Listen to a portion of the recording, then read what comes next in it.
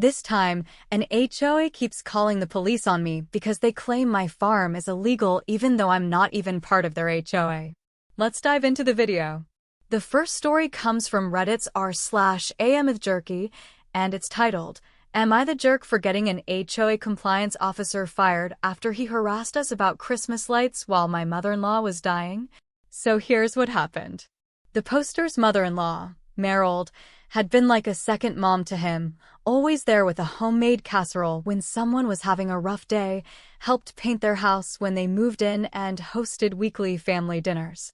When she was diagnosed with stage 4 ovarian cancer last winter, the whole family was devastated. His wife Emily was especially heartbroken. They were incredibly close.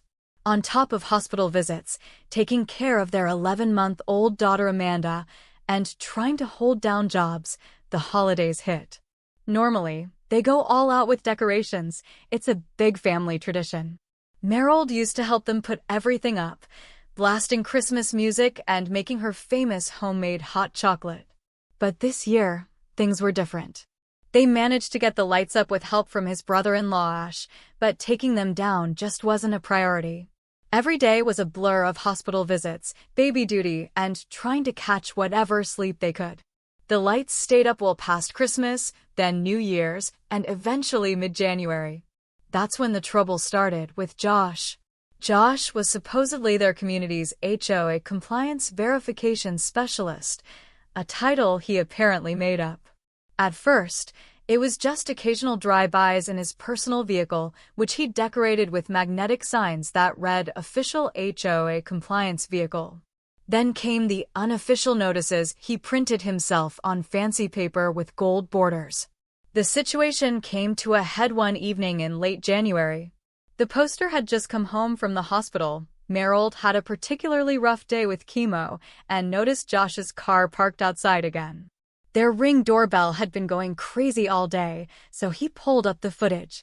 This guy had stopped by 7 times that day, each time getting out and inspecting the Christmas lights like they were evidence in a crime scene. In one clip, he was even taking photos and measuring the distance between light bulbs with a laser measure. Who does that? He called the HOA office trying to figure out what the emergency was. The conversation went something like this. "Hi, I'm calling about Joshua's multiple visits to my property today." Josh interrupted, Yes, the Christmas lights violation at XYZ Street. Christmas ended 26 days ago. Your continued display of seasonal decorations is in violation of HOA code section. I'm dealing with a family medical emergency. My mother-in-law is..." Josh cut him off again. "Not my problem, sir. Rules are rules. Remove the lights within 72 hours or face fines of $25 per day for the first week, escalating to $50 per day thereafter. I've documented everything with my certified laser measurement tool. Can you show me where in the HOA bylaws it says?" "I don't have to show you anything. I'm the authority here.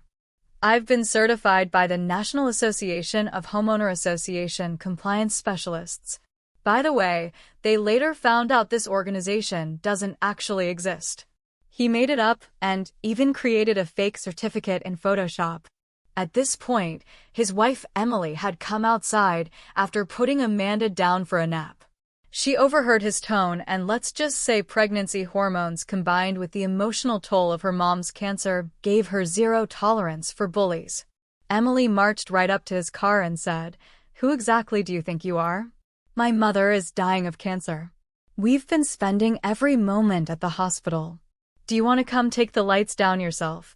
Because unless you do, they're staying up until we have the time and energy to deal with them." Josh actually smirked and adjusted his clip-on tie.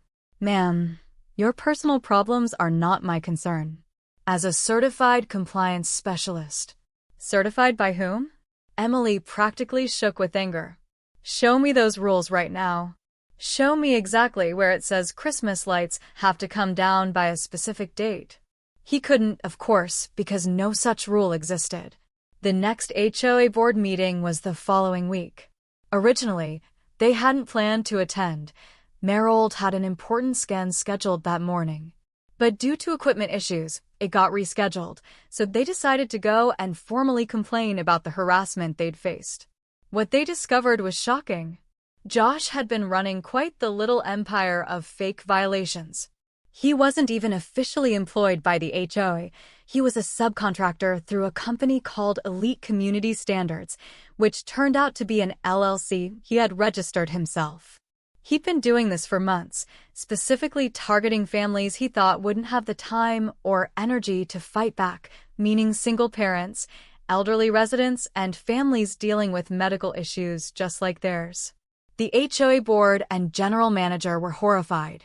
One board member, Mrs. Kendrian, an 80-year-old Spitfire who'd lived in the community since it was built, stood up and said, "Young man, I've had those same Christmas lights on my palm trees year-round for the past decade. They look pretty and make me happy. Are you going to find me too?" It gets even better. During the meeting, other residents started speaking up as well. Turns out, Josh had been pocketing money from people who paid his fake fines in cash, insisting it had to be paid in person to maintain a proper chain of custody. He was fired on the spot. The HOA's lawyer immediately began preparing a cease and desist letter to prevent him from continuing his scam in other communities. As for Meryl, she's been cancer-free for over a year now. She still comes over every Sunday for family dinner, and now brings Amanda her own tiny mug of hot chocolate, mostly milk with a dash of cocoa. And the Christmas lights? They finally took them down in March when things had settled down a bit. But this year, they're planning to leave them up until spring just because they can. Mrs. Kendrian even suggested starting a new community tradition of keeping lights up through winter to brighten the dark months. But here's why the poster is sharing this. A former neighbor recently told him that he went too far by getting Josh fired.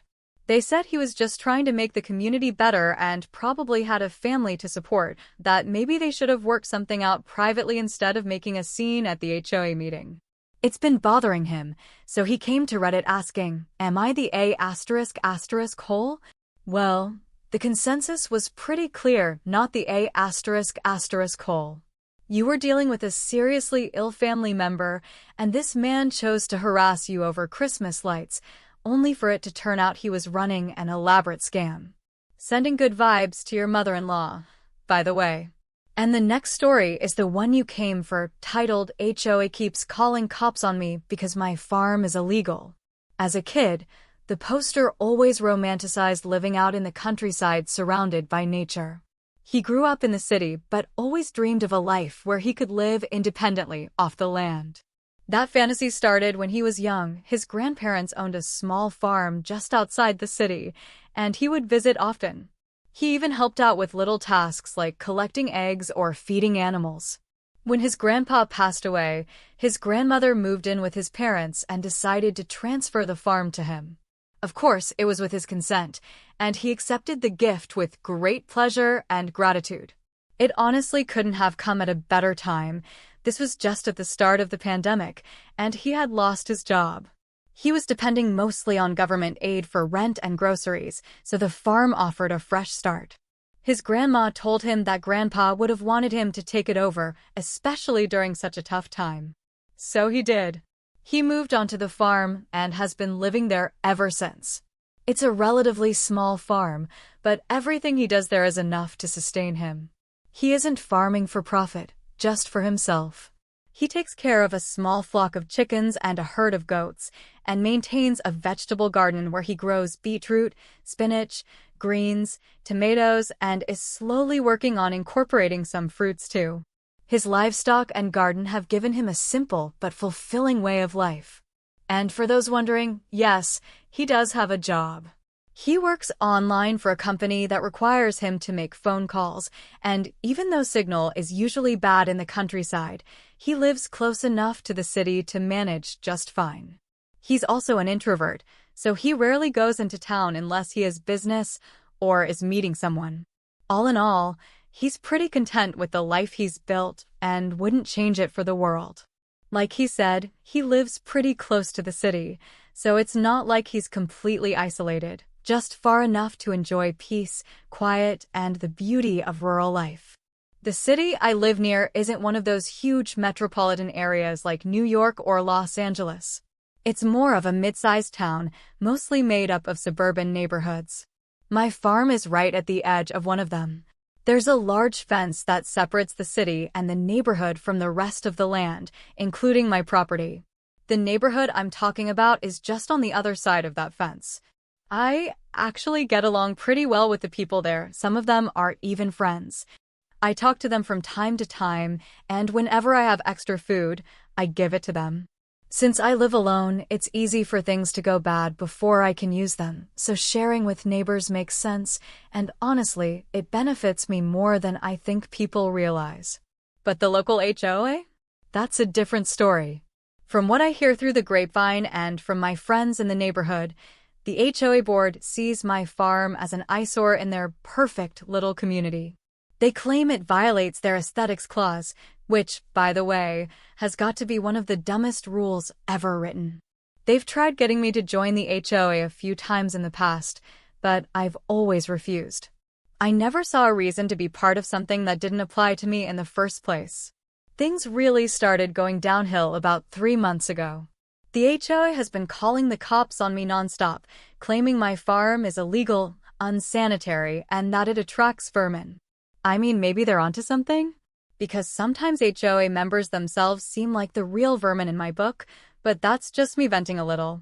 Anyway, every single time the police show up, they find absolutely nothing wrong. I take pride in how I maintain my property and everything on it. Still, this went on for weeks.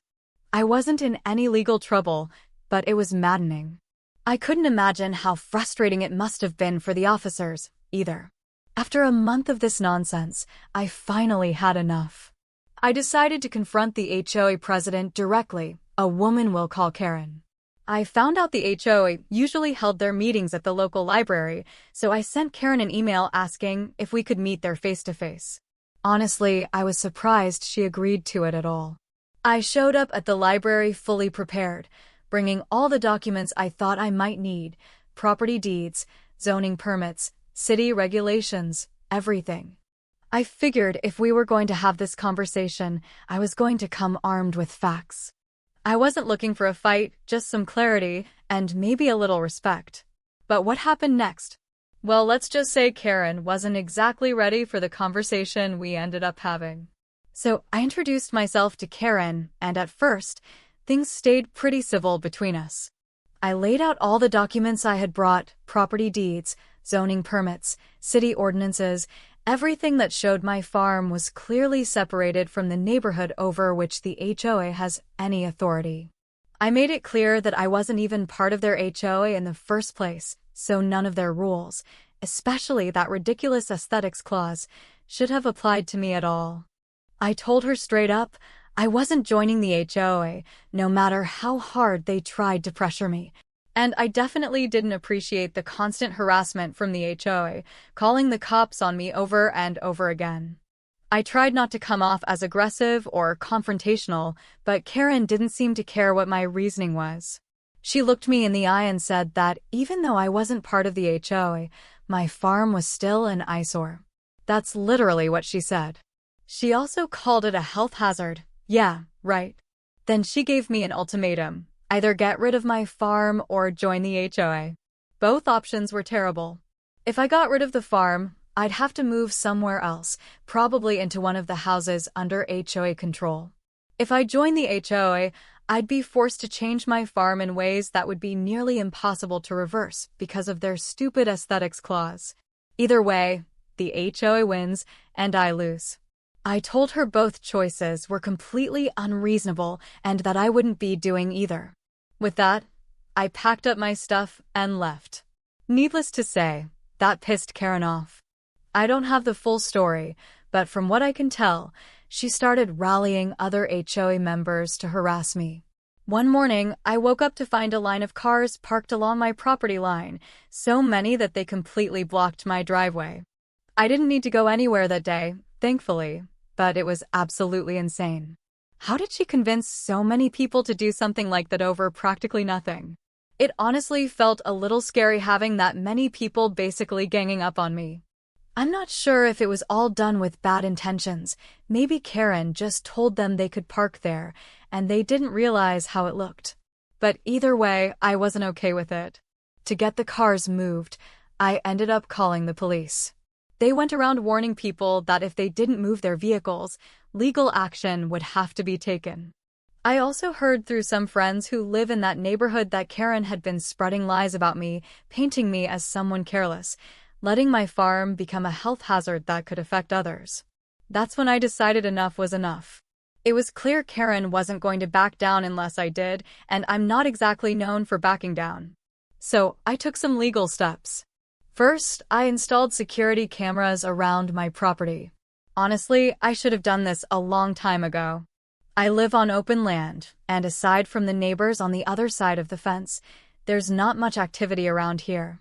But I figured better late than never. I wanted documentation of whatever the HOA might try next. After a few days, I checked the footage, not expecting much, but then on the last day, I saw HOA members putting up nasty posters on my fence, telling people to stay away from my farm. That was the final straw. I contacted the city council and reported everything the HOA had done, including the car blockade, which I had photographed, and the posters, which I backed up with both camera footage and physical evidence.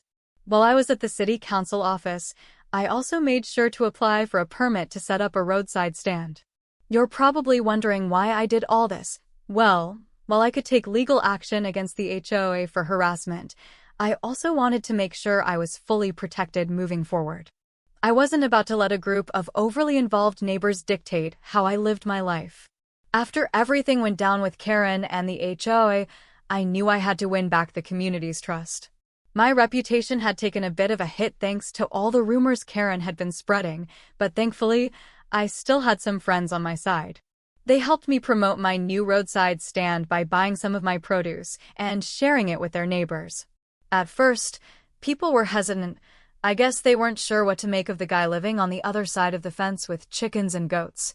But once they actually tried my stuff, they started warming up to the idea. I basically won them over one tomato at a time. Soon enough, more and more residents from the HOA-controlled neighborhood began stopping by my stand. Day after day, they'd come back, raving about this or that item. I'm not trying to brag, well, maybe just a little, but it really did help turn things around for me. Thanks to the stand, I was able to rebuild my relationship with the neighborhood. The only thing left to deal with was the HOA itself. The city council heard my case, and thankfully, they ruled in my favor. They fined the HOA for the illegal parking stunt and gave them a formal warning against any further harassment. At that point, the council even asked if I wanted to press charges for defamation. I thought about it, but ultimately said no. That kind of legal battle would have been more trouble than it was worth, and honestly, I don't make enough money to afford a courtroom war. Besides, it seemed like the HOA had already learned their lesson. And as it turned out, the community had too. Once people realized my farm wasn't some disease-ridden nightmare, they actually pressured the HOA into admitting they were wrong, which they eventually did, in a formal statement. In the statement, they apologized for their actions and acknowledged that my farm wasn't a safety hazard after all, despite their earlier claims. They didn't have much of a reason to hate on my farm in the first place, so I guess this was the best they could do. It's been about a month since then, and things have been going pretty well. The HOA hasn't harassed me since, though I think Karen took it pretty hard. Sometimes when I'm out and about, I catch her glaring at me from her lawn. Other times, she'll drive past my property and give me that classic angry face. I'll admit, it's a little unsettling, but I don't think she'll try anything now that the city has already stepped in. My farm is still doing great, and so is my roadside stand. Like I said before, I don't farm for profit, I just grow what I need. But whenever I have extra produce, I toss it on the stand for anyone who wants it. Turns out, that's actually brought in a bit of extra income, and even more importantly, it's helped me build real relationships with people in the neighborhood. Some of them were even part of the whole HOA mess at the beginning. Most of them have apologized, and honestly, I'm not one to hold grudges. I'm just glad I still have my land, my animals, and my peace. All in all, it feels good to have this chapter behind me. Before we wrap up the video, let's take a look at one last story. This one comes from Reddit's r/petty revenge, titled, "Father-in-law being a bully to my husband. I will hug the hell out of you." By the way, quick question for you guys in the comments. What do you think about these short stories at the end of the video? I personally think they're a fun way to wrap things up, but I'd love to hear your feedback. So here's the story. The poster's father-in-law, a 74-year-old man, is described as an abusive narcissist. He doesn't understand emotions, doesn't know how to love or be loved, and absolutely hates physical contact. Back when the mother-in-law was married to him, he used to beat her regularly, until the husband was old enough to finally stand up to him and tell him to knock it off. Just some important context. Now fast forward to the present. The poster's sister-in-law, age 52, passed away last Monday, and naturally, everyone in the family is heartbroken. The husband also suffers from the same autoimmune disease as his late sister, and he felt guilty that he couldn't visit her in the hospital as often as he wanted. Yesterday, the whole family gathered together to support each other, including the father-in-law. The husband stayed home because he was having a major flare-up from his condition. When the poster came back from a smoke break, she overheard her father-in-law talking with her mother-in-law and realized they were discussing her husband. Apparently, the father-in-law was mad because the husband hadn't given him enough attention the night their daughter passed. He accused the husband of blowing himself up in self-pity, which, according to the poster, is literally the one thing her husband never does. Classic projection. She stood up and walked outside. Her father-in-law shouted that she didn't need to leave, but she responded that it was her choice and she didn't want to make a scene. After cooling off for a bit, she went back inside and sat next to him again. He grabbed her arm and asked to talk privately, so she followed him. He told her he didn't want to upset her and that it was all her husband's fault for ignoring him. She replied, "Thank you for the apology, but this is something we can talk about another time." Then she hugged him tightly for a long time.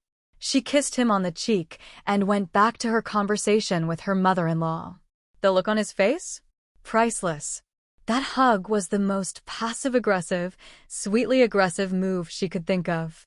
Yeah, sometimes the best revenge really is just kindness, taken to the next level.